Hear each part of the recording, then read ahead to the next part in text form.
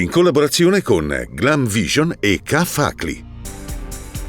Giornata tragica sulle montagne. Muore travolto da una valanga Alberto Franzoi, di 34 anni, in Alta Vallisarco, mentre uno sci alpinista viene salvato dai compagni di escursione nella zona di Resia. 2 enormi frane si staccano dalla montagna e piombano nel lago di Garda. Operatori in azione per verificare che non ci siano coinvolte persone.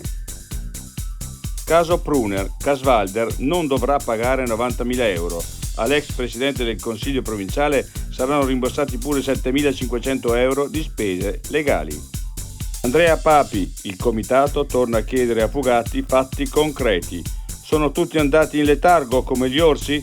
Noi siamo qui e vogliamo risposte. Vandali alla capanna Punta Penia sulla Marmolada. Danneggiata la struttura. La rabbia di Carlo Budel. Fate schifo, siete dei vermi. Richiedi al Cafacli i tuoi indicatori ISEE e ICEF e ottieni le agevolazioni a cui hai diritto. Tariffe ridotte sulla mensa scolastica o sulle tasse universitarie. La casa ITEA o un contributo sul canone d'affitto. L'assegno unico provinciale e nazionale e i buoni di servizio per i figli. Sconti in bolletta su luce e gas e molto altro ancora.